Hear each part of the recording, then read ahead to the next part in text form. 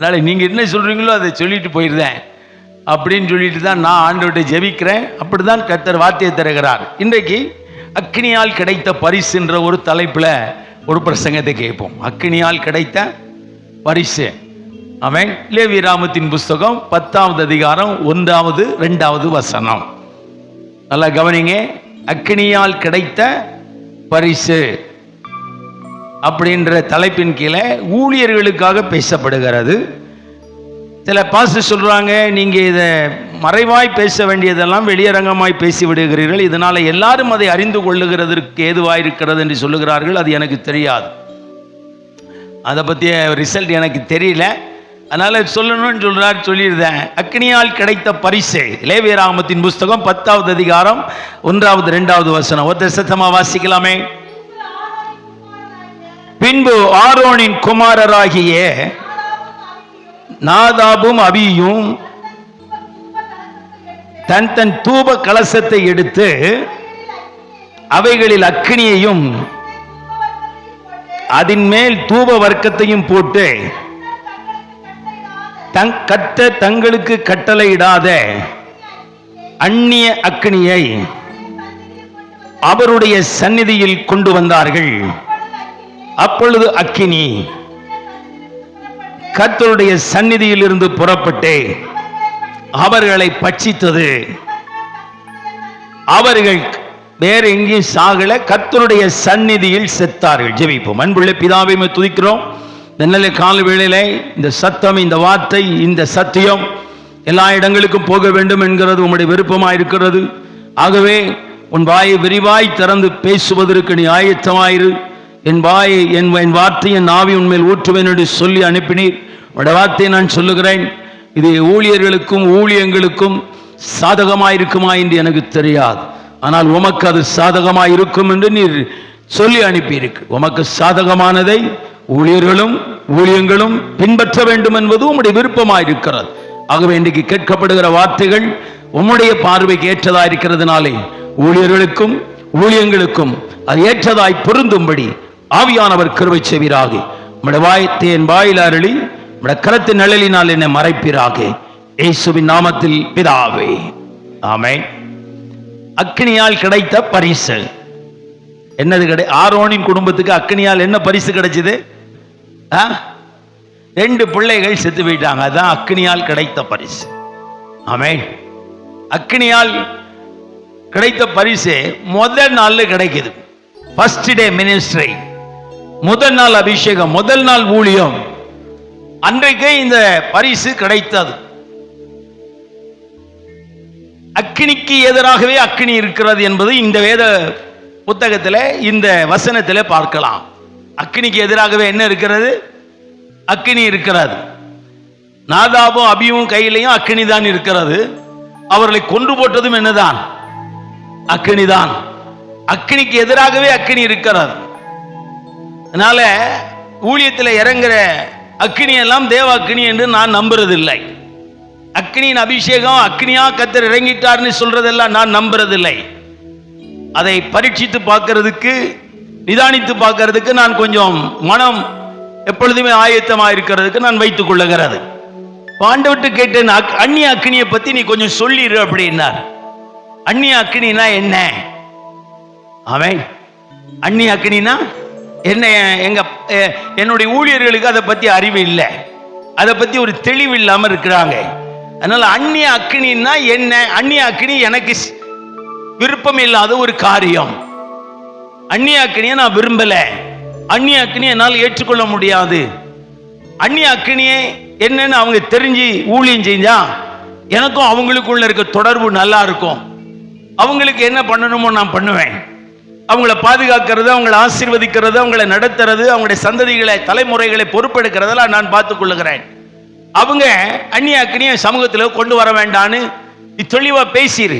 இந்த சத்தம் உலகம் எங்கிலும் போட்டோம், இந்தியாவில் இருக்கிற எல்லாருக்கும் தெரியட்டும், தமிழ்நாட்டில் இருக்கிற பல தலைவர்களுக்கு அது தெரியட்டும். அப்படா சொன்னேன், சில அந்நிய காரியங்களை பேஸ் பண்ணி தான் இப்போ மினிஸ்ட்ரி வளருது. அப்படிங்கும் போது அந்நிய அக்கினியை விளக்கி நான் சொல்லும் போது பல ஊழியங்கள் வித்தியாசமாய் வர்ணிக்கப்பட வேண்டியதா இருக்கும். பல ஊழியர்கள் வித்தியாசமாய் வர்ணிக்கப்பட வேண்டியதா இருக்கும்.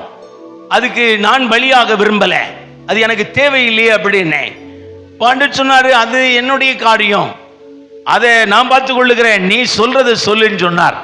அதனாலதான் அந்த தைரியமா அந்நிய அக்கினின்னா என்னன்னு இப்ப தெரிஞ்சு நாம ஊழியம் செய்ய ஆயத்தமாகிறது நல்லது. அல்லேலூயா. இப்ப அக்னிய தீச்சட்டியில கொச்சி கொண்டு வராங்க. அக்னியை கொண்டு வந்த உடனே தேவனுக்கு என்ன வந்துருச்சு? கோபம் வந்துருச்சு. அந்த கோபத்தோடு நிக்கல, உடனே நியாய தீர்ப்பு வருது. நியாய தீர்ப்போடு நிக்கல, உடனே மரணம் வருகிறது. மரணத்தோடு நிக்கல, உடனே அழிவு வருகிறது. அழிவோடு நிக்கல, தேவனுடைய எச்சரிப்பு வருகிறது. தேவ எச்சரிப்போடு மாத்திரமல்ல, தேவன் அங்க பரிசுத்தம் பண்ணப்பட்டதாக வேதம் சொல்லுகிறது. மரணத்தினால தேவன் பரிசுத்தம் பண்ணப்படுகிறார் என்று சொன்னால் அது எனக்கு வித்தியாசமா இருக்கிறது. மோசே சொல்றான், இவைகளினாலே தேவன் அங்க என்ன செய்யப்பட்டார்? பரிசுத்தம். வாசிங்களேன், 3வது வசனம் வாசிங்க. லேவியராகமம் 10:3. அப்பொழுது மோசே ஆரோனை நோக்கி, என்னிடத்தில் சேருகிறவர்களால் நான் பரிசுத்தம் பண்ணப்பட்டு சகல ஜனங்களுக்கும் முன்பாக நான் மகிமைப்படுவேன் என்று கர்த்தர் சொன்னது இதுதான் என்றான். ஆரோன் பேசாதிருந்தான். இப்படியானால் நாதாபும் அபியும் இப்படி சாவாங்கன்னு நேரடியாய் மோசே கிட்ட கர்த்தர் சொன்னாரா என்ன நமக்கு தெரியாது. ஆனால் மரணத்தினாலே தேவன் பரிசுத்தம் பண்ணப்படுவார், மரணத்தினாலே தேவன் மகிமைப்படுவார் என்கிற ஒரு கிரீன் சிக்னல் யாருக்கு தெரியுது? மோசேக்கு தெரிந்திருக்கிறது. அதனாலதான் அவங்க சொல்லும்போது சொல்லுகிறான், ஜனங்களுக்கு முன்பாக நான் மகிமைப்படுவேன் என்று கர்த்தர் சொன்னது இதுதான். அவனுக்கு அது முன்பு புரியல. ஆமென். தேவன் எப்படி மகிமைப்படுவார் அவனுக்கு சொல்லி இருந்தார். ஆனால் இப்படிதான் மகிமைப்படுவார் என்று என்ன செய்யாது, தெரியாது. சரி, நம்ம நினைக்கிறோம் கர்த்தர் ஒரு பெரிய ஊழியம் செஞ்சா கர்த்தர் மகிமைப்படுவார், ஒரு பெரிய சபை கட்டினா கர்த்தர் மகிமைப்படுவார், பெரிய ஒரு ஸ்தாபனத்தை உருவாக்கிட்டா கர்த்தர் மகிமைப்படுவார், ஒரு பெரிய கூட்டத்தை நடத்திட்டா கர்த்தர் மகிமைப்படுவார்.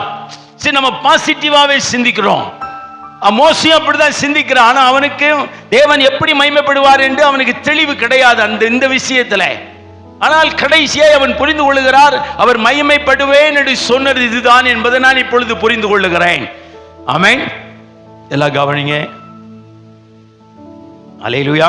அப்ப தேவ கோபம் வந்தது, தேவனுடைய நியாய தீர்ப்பு வந்தது, மரணம் வந்தது, அழிவு வந்தது, அதோடு கூட தேவனுடைய எச்சரிப்பு வந்தது, அதோடு கூட தேவன் பரிசுத்தம் பண்ணப்படுகிறார்.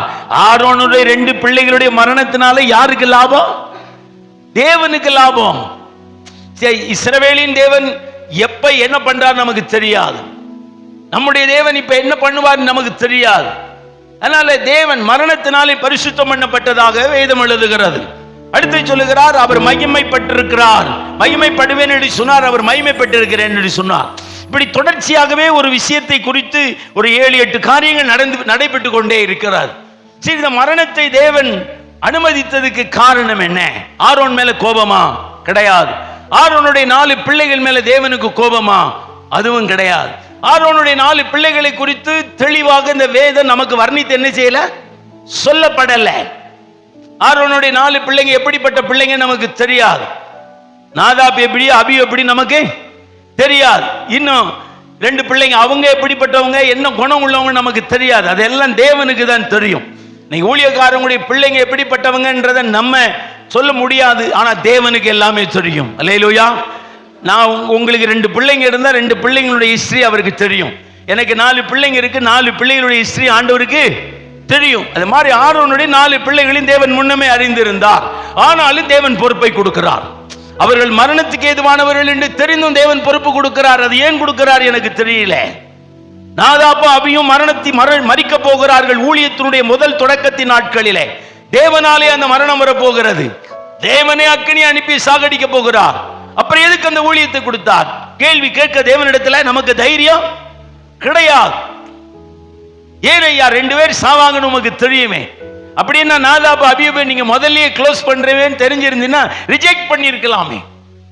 7 பேரை கொண்டு நிறுத்துறாரு, 6 பேர் 7 பேர் நிறுத்துறாரு. ஒவ்வொருவனையும் வேண்டாம் வேண்டான்றார். இல்லாத ஒருவன் அங்க ஆடு மேய்ச்சிட்டு இருக்க, அவனை கூப்பிட்டு வான்றாரு தாவீத. அப்ப இத மாதிரி இவங்க 2 பேர் ரிஜெக்ட் பண்ணிருக்கலாம். ஆரோனுடைய 2 பிள்ளைங்க குணம் சரியில்லை, கீழ்ப்படியாதவங்க. அவங்களுடைய கேரக்டர் வாய்ஸ் பார்த்தா அவங்களுடைய செயல் எனக்கு பிடிக்காது. 2 பேர் ரிஜெக்ட் பண்ணிட்டு 2 பேர் அங்கீகரிச்சிருக்கலாம். இத்தாமாரி எலியாசரை அங்கீகரிச்சிருக்கலாம்.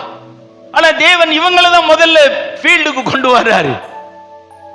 சாகக்கூடியவங்க வேகமாவே இருப்பாங்க, இழப்பவங்க வேகமாவே இருப்பாங்க. அதனால வேகமான வளர்ச்சி என்னைக்கும் நல்லா இருக்காது. வேகமான வளர்ச்சி என்னைக்கும் வேகமான வளர்ச்சி நிற்காது. வேகமான வளர்ச்சி என்னைக்கும் சீராயிருக்காது. வேகமான வளர்ச்சி என்னைக்கும் மனம் பொருந்தாது. வேகமான வளர்ச்சினால் நிறைய பொறாமைகளை சந்திக்க வேண்டிய அவசியம் வரும், நிறைய எதிர்ப்புகளை சந்திக்க வேண்டிய அவசியம் வரும். அதே மாதிரி இவங்க 2 பேரையும் முதல்ல கொண்டு வந்து நிறுத்திட்டார். இவங்க 2 பேரும் அப்பாவுடைய மோசையுடைய, ஏன்னா இவன் அப்பா, அவன் மோசை யாரு? சித்தப்பா. 2 பேரும் தான் பெரிய லீடர், இவங்களுக்கு மேல லீடர் கிடையாது. ஆரோன் மோசே தான் ஹெட் லீடர்னு ஆண்டவர் பல இடத்துல வேதாகமத்தில் சொல்லி இருக்கிறார். இவங்க 2 பேரையும் வச்சுதான் இவங்களுக்கு போதித்திருக்கிறார். வருகிறார்கள். முதல் நாளே தவறு நடக்கிறது. முதல் நாளே தேவன் சொன்ன காரியம் செய்யல, தேவன் நியமித்த காரியம் செய்யல, தேவன் எதிர்பார்த்தது செய்யல. இவங்க முதல் வரும் பொழுதே ஆரோன் வருகிறான், அதோட இவன் நாதாப் அபியும் வரும் பொழுதே கையில என்ன கொண்டு வருகிறார்கள்? இத அக்கினி சட்டி என்ன செய்றாங்க? கொண்டு வருகிறார்கள். ஆனால் தேவன் அதை பார்க்கிறார். அதிலே அவருக்கு அவர் சொன்ன மாதிரி எதுவுமே அங்க இல்லை, அவர் நியமித்தது அங்க எதுவும் இல்லை. ஆனால் அங்கே சட்டியில் என்ன இருக்கிறது? அக்கினி இருக்கிறது. கர்த்தர் பார்த்த உடனே சொல்லிவிட்டார், இது அந்நிய அக்கினி, இது என்னுடைய சமூகத்துக்கு ஏற்றதல்ல, நான் விருப்பத்துக்கு ஏற்றதல்ல, நான் நியமித்ததுக்கு அல்ல, நான் கட்டளையிட்டதல்ல, எனக்கு இது வேண்டாம். சரி, அக்கினி வேண்டாம்னா அதுக்கு நான் என்ன பண்ணணும் அப்படின்னு யாரையும் திரும்ப கேட்கறதுக்கு சொல்றதுக்கு தேவன் வாய்ப்பு கொடுக்கல. நான் இவ்வளவு தூரம் உங்களுக்கு ப்ரிப்பரேஷன் பண்ணி, இவ்வளவு புத்தி சொல்லி, இவ்வளவு ஆலோசனை கொடுத்து, இவ்வளவு சட்டத்திட்டங்களை ஏற்றி, இவ்வளவு 2 தலைவர்களை கொடுத்து, இவர்களை கொண்டு இவ்வளவு நான் பேசியும் நீங்கள் அந்நிய அக்கினியை சமூகத்துக்கு கொண்டு வரும் பொழுது நான் உங்களுக்கு மன்னிப்பு தருவதற்கு எங்க இடத்துல மனசு இல்லை, அதை விட நான் சாவை அனுப்புகிறேன்னு நியாய தீர்ப்பு கொடுத்து விடுகிறார். சரி, அக்கினி தானே வந்திருக்கிறது, சட்டியில் அக்கினி தானே இருக்கிறது, அதுல என்ன மாறுபாடு இருக்கிறது? அக்கினி தானே. தூபத்துக்கத்தை போடுறதுக்கு என்னதான் வேணும்? அக்கினி தானே வேணும், சட்டி வேணும். சட்டியில் அக்கினி இருக்கிறது, வேலை ஆரம்பிக்க வேண்டியதானே. நம்ம நிறைய தமிழ்நாட்டில் ஆண்டவர் சொல்றாரு, நாதாப் அபியூ மாதிரி அந்நிய அக்கினியை கையில வச்சிருக்கிற பல லட்சம் பேரை பார்க்கிறேன், பல ஆயிரம் லீடர்ஸை பார்க்கிறேன். அதெல்லாம் எனக்கு விசனமா இருக்கு, ரொம்ப பொறுமையா இருக்கிறேன். அந்நிய அக்கினியை வச்சிருக்கிறவர்களெல்லாம் நான் என் குமாரனுடைய முகசாயலுக்காக நான் பொறுமையாய் காத்திருக்கிறேன். இல்லை என்றால் எல்லாருக்குமே நாதாப் அபியூனுடைய சூழ்நிலை தான் வரும் அப்படின்னு சொல்றார். சரி, இந்த அந்நிய அக்கினின்றதை தேவன் எப்படி கண்டுபிடிச்சார்? மோசே கண்டுபிடிக்க முடியல, ஆரோன் கண்டுபிடிக்க முடியல, நாதாப் அபியூக்கு என்ன மயக்கமோ எனக்கு தெரியல. அல்லேலூயா. என்ன மயக்கத்தில் அவங்க முத வந்தாங்கன்னு நமக்கு தெரியல. ஆனா தேவன் கண்டுபிடிக்கிறார், அந்நிய அக்கினி, இது எனக்கு வேண்டாம். சரி, அந்நிய அக்கினினா அன்னைக்கு அது அந்நிய அக்கினினா என்ன அப்படின்றத வேதத்துல வாசிப்போமே. லேவியராமத்தின் புத்தகத்துல 16வது அதிகாரம் 12வது வசனம் வாசிப்போம். ஒருத்தர் தெரிஞ்சுக்கிறது நல்லது. அந்நிய அக்கினினா லேவியராகமும் 16:12.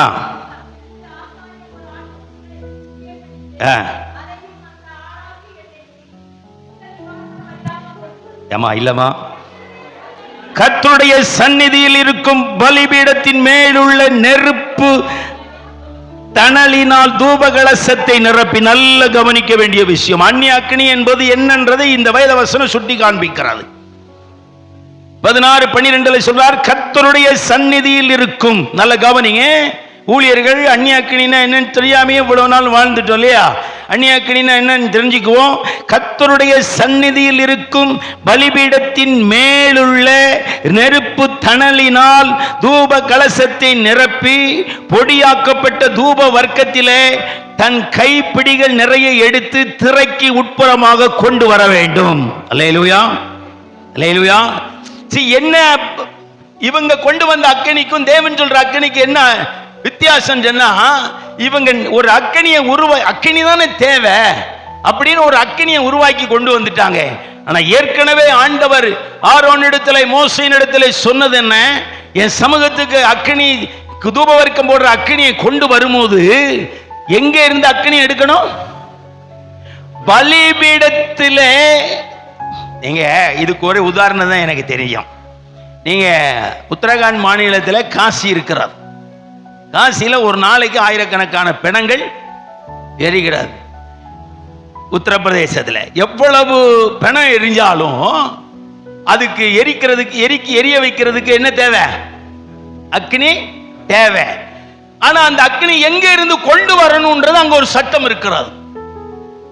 அக்னி எங்க இருந்து கொண்டு வரணும்னு ஒரு சட்டம் இருக்கு. அவங்க தீப்பெட்டியை வச்சு அக்னியை கொளுத்த முடியாது. பல விதத்தில் அக்னியை உருவாக்கலாம். அப்படியெல்லாம் அங்க பிணத்தை எரிக்க முடியாது.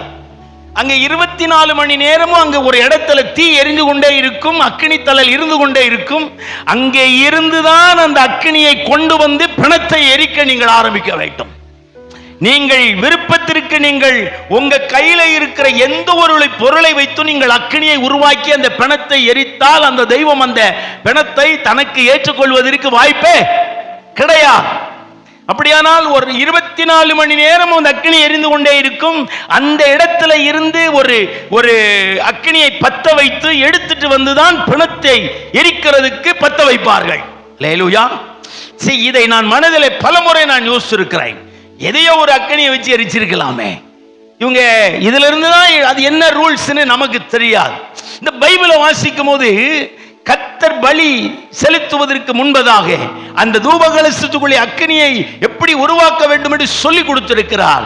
பலிபீடத்திலே தீ எரிந்து கொண்டிருக்கும். அங்கிருந்து நீ அக்னியை எடுக்க கூடாது. எதை எடுக்க வேண்டும்? அக்னி தணலை எடுக்க வேண்டும். அல்லேலூயா. நீ அக்னி எடுக்க கூடாது, நெருப்பு தழலை எடுக்க வேண்டும். அழகா எழுதுகிறார். அல்லேலூயா. நல்ல கவனிங்க. கர்த்தருடைய சந்நிதியில் இருக்கும். எவ்வளவு ஆழமாய் சொல்றார். என்னுடைய சந்நிதியில் இருக்கும் பலிபீடம். தேவ சந்நிதியில் இல்லாத பலிபீடம் அங்க நிறைய இருக்கிறது. தேவனுடைய சந்நிதியில் இல்லாத பலிபீடம் அங்க நிறைய இருக்குது. அந்த பலிபீடத்தில் அல்ல, தேவ சந்நிதியில் இருக்கும் பலிபீடத்தில் உள்ள பலிபீடத்தில் மேலுள்ள நெருப்பு தணலினால் தூபகலசத்தை நிரப்ப வேண்டும். நீங்க குழம்பு கரண்டிய கீழே போட்டு கறியை எடுத்துடலாம். என்ன கறி? ஆட்டுக்கறி, கோழிக்கறி, மாட்டுக்கறி எல்லாம் சமைச்சு வச்சுட்டா மேல் டாப்ல ஊத்துனா நமக்கு என்ன கிடைக்காது? கறி கிடைக்காது. அதனால கரண்டியை கீழே போட்டு ஒரு கிண்டிட்டு எடுக்கிற மாதிரி அல்ல. தேவ சந்நிதியில் இருக்கிற பலிபீடத்தின் மேலுள்ள அக்னியை அல்ல, அக்னி தணலை நீங்கள் தூபகலசத்திலே நிரப்பி, அடுத்தது ஒரு வார்த்தை சொல்லுகிறார், ஒரு கைப்பிடி நிறைய தூப வர்க்கத்தை கையில எடுத்துட்டு எங்க வரணும்? தேவனுடைய சந்நிதிக்கு. நீங்க இந்த ரெண்டுமே இவங்க செய்யல. நீங்க இப்ப 10:1 வாசிங்களேன், 10:2 வாசிங்க. அதுல என்ன சொல்றார்? தேவன் கட்டளையிடாத அந்நிய அக்னியை அவர்கள் கொண்டு வந்தார்கள். ஒண்ணில் என்ன எழுதுறார்? பின்பு ஆரோனின் குமாரராகிய நாதாபும் அபியும், நல்ல கவனிங்க, தன் தூப கலசத்தை எடுத்து அவைகளில் அக்னியை போட்டார்கள். நெருப்பு தணல் என்ன செய்யல? போடல. அக்னியை எடுத்து உடனே அவங்க அதன் மேல் தூப வர்க்கத்தை போட்டாங்க. தேவன் போட சொல்லல. தூப வர்க்கத்தை ஒரு கைப்பிடி எடுத்துட்டு நீங்க என்னுடைய சமூகத்துக்கு வந்துட்டு நீங்க அதுக்கப்புறம் தான் தூப வர்க்கத்தை என்ன செய்யணும்? அந்த அக்னி தழல் மேல போடணும் அப்படின்னு அவர் அழகா பாட நடத்தி இருந்தாலும், இவங்க தேவையில்லாத ஒரு அக்னியை கொண்டு வந்து அந்த அக்னியிலே தூப வர்க்கத்தையும் போட்டு அங்கே கொண்டு வந்துட்டார்கள். என்ன அர்த்தம் என்றால், தூப வர்க்கம் மனிதனுக்கு அல்ல, தூப வர்க்கம் தேவனுக்கு. அப்ப எனக்கிட்ட வரும் பொழுதுதான் நீ தூப வர்க்கத்தை போடணும். அதனாலதான் அக்னி தணல தூப கலசத்தில் எடுத்துட்டு ஒரு கைப்பிடி நிறைய தூப வர்க்கத்தை எடுத்து என் சமூகத்துக்கு வந்துட்டு அங்கே என் சமூகத்தில் நீங்க நிற்கும் போது அக்னி தழல் மேல இந்த தூப வர்க்கத்தை போடும் போது அதுல இருந்து வருகிற புகை, அதுல இருந்து வருகிற வாசனை, அதுல இருந்து வருகிற மகிமையெல்லாம் நான் ஏறெடுத்துக் கொள்ளுவேன். இது மனிதர்களுக்கு இதுக்கு என்ன இல்லை, தெரிய வேண்டிய விஷயமே கிடையாது. எவ்வளவு அழகா பாடம் நடத்தினாலும் இந்த இவங்க ரெண்டு பேரும் ஏதோ ஒரு அக்னி எடுத்து தூப கலசத்துக்குள்ள தூபத்தையும் தூப வர்க்கத்தை போட்டுட்டு தான் அங்க போறாங்க. அப்பமே தப்பு நடக்குது, உடனே கரெக்ஷன் நடக்குது. அந்நிய அக்னினா இப்ப தெரிஞ்சிட்டா? அந்நிய அக்னினா என்னது? பலிபீடத்துல உருவாகாத அக்னி தான் அந்நிய அக்னி. அல்லேலூயா. பலிபீடத்துல உருவாகாத அக்னிக்கு பேர் தான் என்ன அக்னி? அந்நிய அக்னி. ரெண்டாவது, தேவ சமூகத்துல அவர் கண்ணு முன்னாடி இருக்கிற பலிபீடத்துல தான் அந்த அக்னி இருக்கு. அப்ப தேவ சமூகத்துல இல்லாத அக்னி தான் என்ன அக்னி? அந்நிய அக்னி. மூணாவது, தேவன் கட்டளையிடாத அக்னிக்கு பேர் தான் என்னது? அந்நிய. இவ்வளவு நாளும் இந்த வெளிச்சம் யாருக்குமே புரிஞ்சு கொள்வதற்கு என்ன இல்லை, அந்நிய அக்னி அந்நிய அக்னின்னு சொல்லிட்டோம். பழைய அந்நிய அக்னியை கொண்டு வந்ததுனால இவர் சாகடிச்சிட்டார் ரெண்டு பேரை. அப்ப அதுக்கு எக்ஸ்பிளைன் கொடுக்கிறார். நான் சொன்ன அக்னி வேற, இவங்க கொண்டு வந்த அக்னி வேற. நான் சொன்ன முறை வேற, இவங்க கொண்டு வந்த முறை வேற. அல்லேலூயா. அதனால என்னால இவங்களை எடுத்து ஏற்றுக்கொள்ள முடியாது. ஆமென். நம்மகிட்ட இருக்கிற அக்னி எல்லாம் என்ன அக்னி? அதையும் தெரிஞ்சு கொள்ளணும்னு சொல்லி இருக்கிறார்.